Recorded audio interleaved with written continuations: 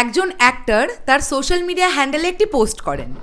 সেখানে 4টি ছবির পোস্টার দিয়ে তিনি পোস্ট করেন যে কোন ছবিটা সবচেয়ে বেশি পছন্দের। ওয়েট আমি বলছি সেই অ্যাক্টরের নাম এবং রেজাল্ট কি। তার আগে আবার একবার বলে দিই, শাকিব ভাইয়ার পাওয়ার, মেগাস্টার শাকিব খানের পাওয়ার বাংলাদেশে যেটা তৈরি হয়েছে তার এই 24 বছরের কেরিয়ারে, এটা তার কাছ থেকে যাওয়া ইম্পসিবল ব্যাপার। এবং কামিং 8 থেকে 10 বছরের মধ্যে এই জায়গাটা আর কেউ নিতে পারবে কিনা সেটা নিয়েও যথেষ্ট সন্দেহ আছে। আবার এই কথাটা বললাম, আজকের ক্যালেন্ডারে ডেট টাইম মিলিয়ে নিয়েও শাকিব ভাইয়ার এক্স্যাক্ট জায়গাটা দখল করা কারোর পক্ষে ইটস ভেরি টাফ অ্যান্ড আমার মনে হয় ইটস ইম্পসিবল, এটা অসম্ভব। নমস্কার বন্ধুরা, আমি পৌশালী, চলে এলাম আরও একটা নতুন ভিডিও নিয়ে। এখন এই ভিডিওতে আমি একটা এমন বিষয় নিয়ে কথা বলতে এসেছি, তোমাদের অনেকেরই চোখে পড়তে পারে বিষয়টা, যাদের চোখে পড়েনি তারা অবশ্যই আমার ভিডিওটা দেখার পরে বিষয়টা নিজেরাও গিয়ে পরখ করে নিও, কিন্তু অবশ্যই আমার কথা শুধু বিশ্বাস করবে না। ইমতু রতীশ তার ফেসবুক পেজে একটি পোস্ট করেছে, সেখানে 4টি সিনেমার নাম সে উল্লেখ করেছে বা তিনি উল্লেখ করেছেন এবং তিনি লিখেছেন যে কোনটা বেশি পছন্দের।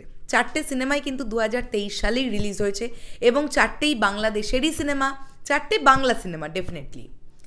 তো কোন সিনেমাটা সবচেয়ে বেশি পছন্দের সেটার কমেন্ট সেকশন আমি ইমতু রতীশ যখন পোস্টটা করেছেন, ইমতু রতীশকে তোমরা সবাই চেনো তো, নিশ্চয়ই চেনো, নতুন করে বলার কিছু নেই। প্রিয়তমা ছবিতে আমরা তাকে শাকিব ভাইয়ের সঙ্গে অভিনয় করতে দেখেছি, তারই বন্ধুর চরিত্রে। আবার দর্দ বা দরদ সিনেমাতেও আমরা তাকে অভিনয় করতে দেখতে পাবো। তো ইমতু রতীশ এই পোস্টটা করেছেন, সেখানে আমি দেখলাম 16 মিনিটের ব্যবধানে আমার তার পোস্টটা চোখে পড়ে। তিনি 16 মিনিট আগে করেছেন, 16 মিনিট পরে আমি দেখেছি।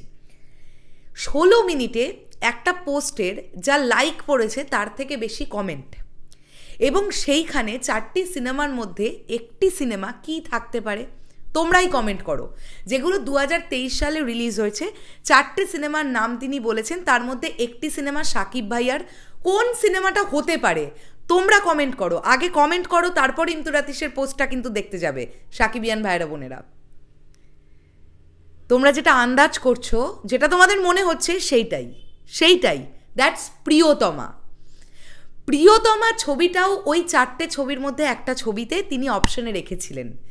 এবং তোমরা গিয়ে কমেন্ট সেকশনটা এবার একবার চেক করে নাও।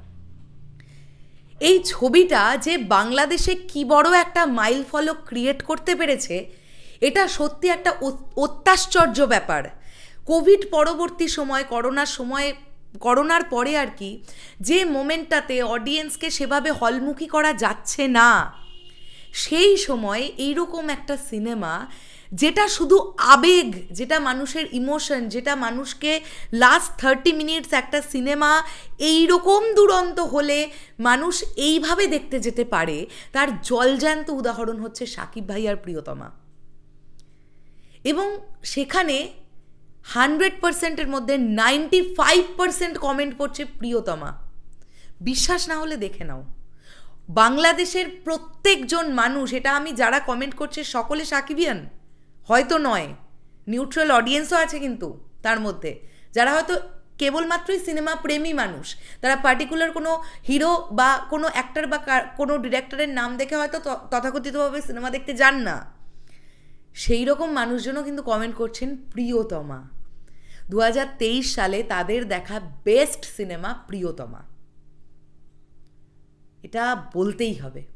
আজকে সিনেমাটা রিলিজ হয়ে গেছে অলমোস্ট কত মাস হয়ে গেল তোমরাই বলো না, প্রায় 4 মাস, 4-4.5 মাস কমপ্লিট হয়ে গেল সিনেমাটা রিলিজ হয়ে গেছে। তারপরেও এখনো এইরকম ক্রেজ সিনেমাটা নিয়ে। ওয়াও, সত্যি এটা বলতে হবে। চলো বন্ধুরা, তোমাদের এই পুরো বিষয়টাকে নিয়ে কী বক্তব্য বলো তো। শাকিব ভাইয়ার 2023 সালে যে সিনেমা দুটো রিলিজ হলো, লিডার আমি বাংলাদেশ এবং প্রিয়তমা, কোন সিনেমাটা তোমাদের বেশি ভালো লাগলো? আমারও তো জিজ্ঞাসা করতে মন চাইছে আর কি তোমাদের কাছে, যে লিডার আমি বাংলাদেশ আর প্রিয়তমা, এই দুটো ছবির মধ্যে কোন ছবিটাকে তোমরা এগিয়ে রাখবে সেটা কমেন্ট করে জানাও। আসছি আবার খুব শিগগিরই নতুন কোনো ভিডিও নিয়ে, তাহলে এখনের জন্যে টাটা।